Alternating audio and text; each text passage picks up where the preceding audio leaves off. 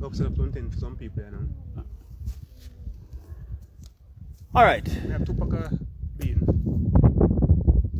Grounded. No, bean, not ground, not ground. If you hear me grumbling in the background there, I'm just securing my share of Blue Mountain coffee. All right. I never come up here without getting my coffee. All right. Good afternoon. Welcome to the Blue Mountains. Welcome to Hollywood Park. I'm Junior Socrates. I want to thank you for joining me for mountain trekking with Socrates.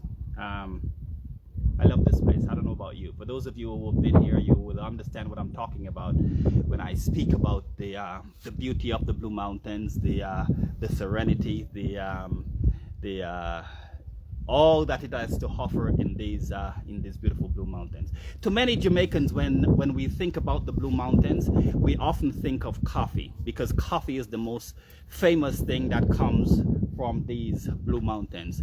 But there's so much more to the Blue Mountains. The visitor to Jamaica enjoys the vegetation, they enjoy the scenery, they enjoy just getting away from the beach or the city life, or what is basically the other side of Jamaica. But on this side, situated between St. Andrew, Kingston and St. Andrew, St. Thomas, Portland, and on the other side, quite possibly St. Mary, it is arguably one of the most beautiful pieces of Jamaica.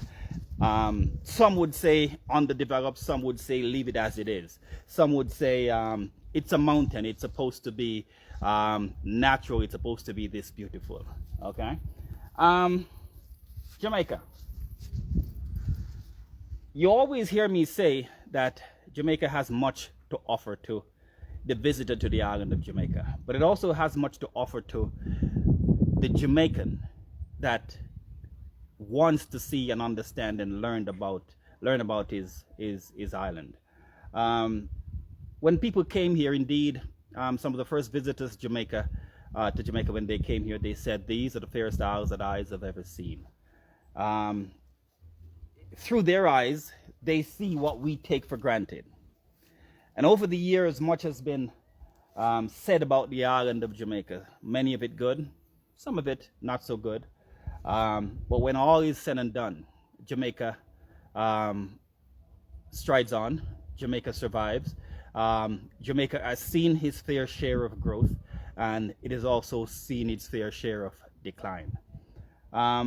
2020 has been a challenging year for the island of Jamaica. And when you take the politics out of it, you will also realize that dealt the hand of COVID, the government of the day, to be fair, has done a fairly good job. There, I said it, okay? Some things we just ought not to play politics with, and so I won't attempt to do that today, because I want you to enjoy the best of Jamaica. You know, we began the year, and many of you would not remember. In January of 2020, we began the year with a 7.7 magnitude earthquake that shook the island of Jamaica. It was probably a wake-up call of what was to come in March, when many of us over the years have felt earthquakes all across the island. And the Christian that we are, it is said that we're one of the most Christian-like country in the world. We've always said when the hurricanes come, when the earthquakes come, but they don't do any magnitude of damage, we always said Jamaica is blessed. Jamaica, God loves Jamaica. On any other day, a 7.7 magnitude earthquake had the potential to wreak serious damage to the island of Jamaica. If you look out there, that is Port Royal, at the very end of that strip of land that leads right to Port Royal, and then you can get on a boat and you can head to the Keys. But as I told you in another broadcast over the past few days, that little strip of what was once called the richest and wickedest city in the world was destroyed by an earthquake far lesser than the one that shook Jamaica in January of this year. A good part of it sank beneath the sea. Today, though, the world and Jamaica is waking up to a whole different kind of hazard. The earthquakes may come back. The hurricanes have their season. They come and they go. But COVID seems to have taken root in a world in a way that we're struggling to understand. It was a little less than a year ago, a year less 3 months, it began in March, that we woke up to this nightmare of what seemed like something was a passing fad back in March when the world began to hear about COVID coming out of China. This little virus that was wreaking havoc in the Wuhan province in China. Back then, many of us didn't think it would reach here. But as it began to make its trek around the world, making its way to some of our biggest trading partners, we began to fear that sooner or later, COVID would reach to Jamaica. And when we woke up one morning and heard that Jamaica had registered its first case of COVID, people began to wonder, okay, what is this now?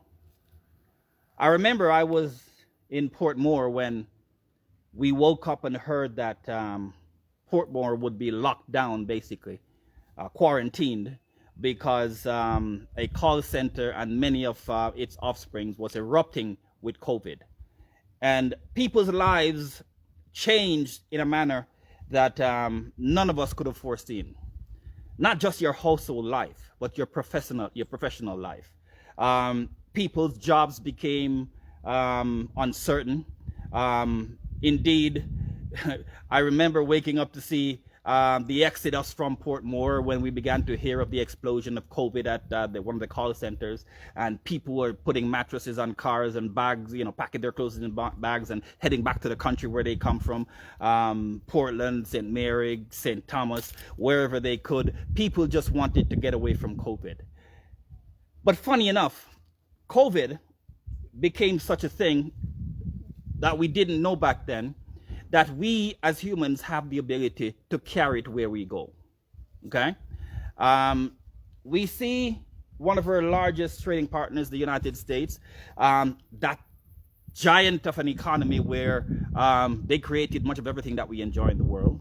In fact, the United States can be credited with creating electricity, creating airplanes, creating the atomic bomb, and yet, to this day, the United States has yet to figure out how to handle this thing called COVID. That is the magnitude of 2020, the 2020 world, and what 2020 brought not just to Jamaica, but to the rest of the world. As March became April and May, Jamaica was getting a little bit edgy and concerned about another event. Many people were wondering when the sitting prime minister would call the election, when he would put on his green clerks and call the election. And many people on my side of the fence began to even prod him a little bit and dare him to call the election. I would say this, not many of us knew back then what we know now, that even before he called the election, he knew that he had the election won. But that's for another day. But along with the politics of the day of wondering when the election would be called. And I'm not going to get into this today. People were busy conspiring for their own political party to lose and conspiring for leadership and planning well ahead of the election, which hadn't been called yet, for their own self-satisfaction, which ultimately led to their demise. But that's for another day.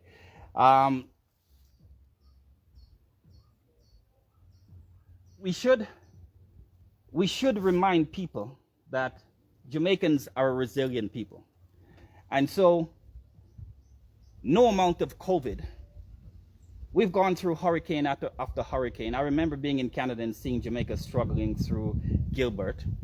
And back then, as a young boy in Canada, I thought to myself, my island in the sun will never recover. But recover Jamaica did.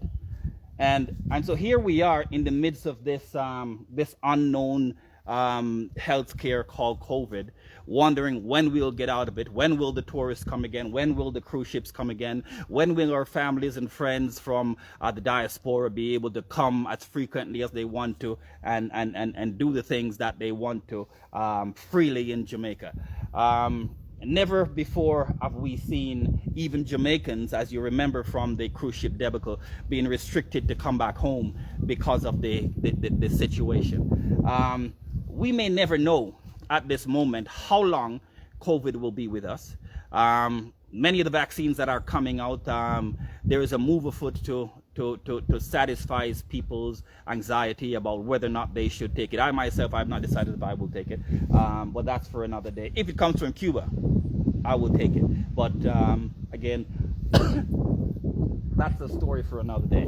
As you continue to, as I keep telling you sometimes, in the Blue Mountains, the weather can go from one extreme to another. You just seeing the wind pick up, and in a little while you'll probably see the clouds begin to drift in, and what you're seeing now of Port Royal and Kingston proper, you may not be able to see because the fog will have blocked your view to the beauty of Kingston, but such is nature. Many things have happened in Jamaica that we can celebrate. The fastest man in the year welcomed his daughter earlier on this year, and by many accord one can see that the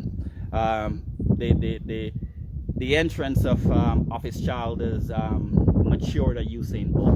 One would hope, if forgive me here as the wind tries to blow down my selfie stick here. One would hope that many fathers in Jamaica will use 2020 as it allowed many of them to be closer to their kids more than they ever were before because of the level of quarantine that had to be put in and put in families and friends closer together over a longer period of time than they normally did. It is getting cold up here, so I'm going to take a little break and come right back to you as I go and put on my sweater. I can tell you that now I would hasten to say it's getting anywhere between plus 15, plus 16, somewhere around there. Junior Socrates, I'll be right back.